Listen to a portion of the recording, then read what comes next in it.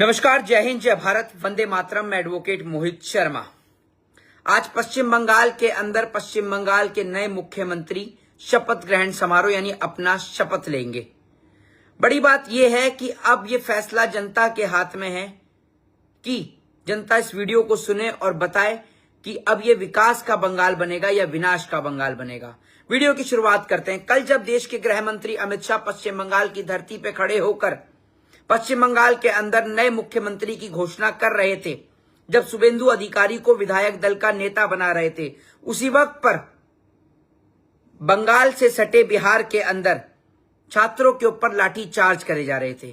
शिक्षकों को बड़ी बेरहमी के साथ मारा जा रहा था। बीपीएससी के जो छात्र हैं वो प्रदर्शन कर रहे थे पटना की सड़कों पर और उनके ऊपर लाठी और डंडे बड़ी बेरहमी के साथ मारे गए। तो मुबारक हो, अब ऐसा ही विकास आपको बंगाल में भी देखने को मिलेगा, जहां अब तक आपको बंगाल की सड़कों पर कहीं पर भी किसी भी जगह पर कोई भी किसी भी प्रकार का धरना प्रदर्शन या नौजवान जो है वो रोजगार को लेकर या पेपर लीक को लेकर कहीं भी आपको बैठे हुए नहीं दिखते थे, वो अब आपको बैठे हुए नजर आ जाएंगे। बड़ी बात यह है कि हमारे देश की विधानसभा में, हमारे देश की लोकसभा में बात करते हैं। सबसे पहले लोकसभा की। हमारे देश की लोकसभा के अंदर 543 एमपी हैं। जी हां, 543 एमपी हैं और इनके ऊपर मैं आपको बता दूं, इनमें से 200 से ज्यादा मेंबर ऑफ पार्लियामेंट के ऊपर क्रिमिनल केसेस चल रहे हैं। जी हां, और जिनमें से सीरियस केसेस जो हैं वो 100 से ज्यादा मेंबर ऑफ पार्लियामेंट के ऊपर सीरियस केसेस चल रहे हैं। और बड़ी बात यह है कि यही लोग देश को चलाने की बात करते हैं, यही लोग देश के अंदर लॉ एंड ऑर्डर की बात करते हैं। और इनमें कोई देश के गृह मंत्री दूध के धुले नहीं है, खुद देश के गृह मंत्री भी तड़ीपार रहे हैं। ये सब तो आप लोग सब ये बात जानते ही हैं।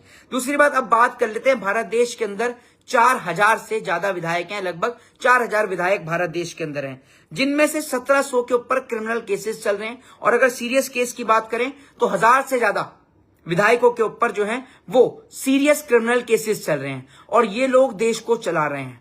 अब आप सोच लीजिए कि ये लोग जिनके ऊपर खुद के ऊपर क्रिमिनल केसेस चल रहे हैं, ये शिक्षा का महत्व कहां से जाने, और इनको कोई फर्क भी नहीं पड़ता छात्रों के ऊपर, नौजवानों के ऊपर लाठी चार्ज करवाने से, क्योंकि इनको पता है कि कैसे और किस तरीके से मुद्दों को जो है वो डाइवर्ट किया जाता है।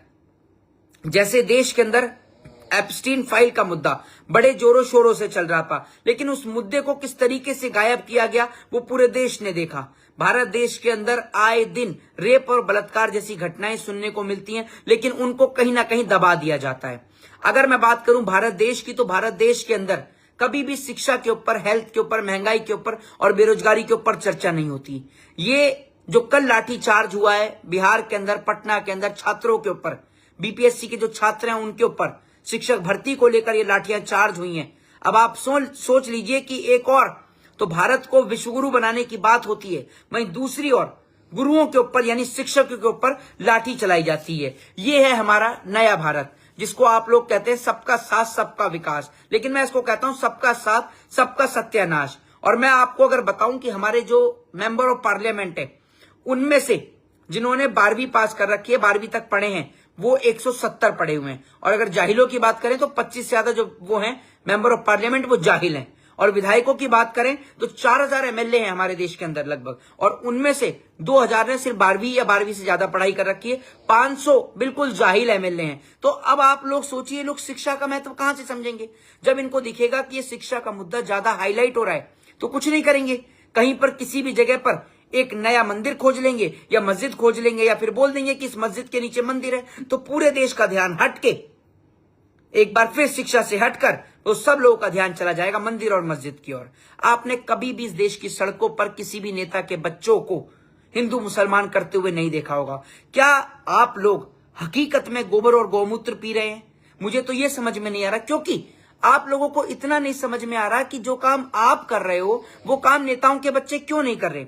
आखिर नेताओं के बच्चे सड़क पर आकर हिंदू मुसलमान क्यों नहीं करते? क्या कभी आपने अमित शाह के बेटे जय शाह को बोला है कि इस मस्जिद के नीचे मंदिर है? या फिर कभी अनुराग ठाकुर के बच्चों को देखा हो, या बीजेपी के किसी भी नेता के बच्चों को आपने देखा हो कि वो इस प्रकार की हरकतें कर रहे हो? ये हरकतें सिर्फ आप लोग करते हैं। भारत के अंदर तमिलनाडु है जहां पर 80% से ज्यादा मंदिर हैं। भारत देश के अंदर सबसे ज्यादा मंदिर तमिलनाडु के अंदर हैं, लेकिन फिर भी तमिलनाडु की जनता ने भारतीय जनता पार्टी को नहीं चुना, क्योंकि वो लोग जानते हैं कि शिक्षा का महत्व क्या है। पढ़ेगा इंडिया तभी तो आगे बढ़ेगा इंडिया।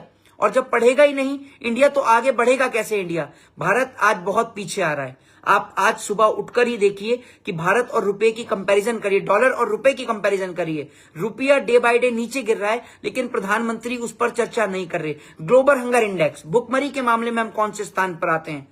जो भारतीय जो मीडिया है उसके स्थान पे हम कौन से में आते हैं? मीडिया की तो खैर बात ही मैंने करनी बंद कर दी है। रीजन क्या है कि एक बार को कुत्ते की पूंछ को 12 साल पाइप में रखने के बाद वो सीधी हो सकती है, लेकिन हमारे देश की गोदी मीडिया कभी भी सीधी नहीं हो सकती। हमारे देश की मीडिया इस देश के अंदर पहला स्थान है जिसने हमारे देश को बर्बाद कर रखा है। देश को बर्बाद करने में, देश की स्थिति को खराब करने में पहला स्थान मीडिया का है।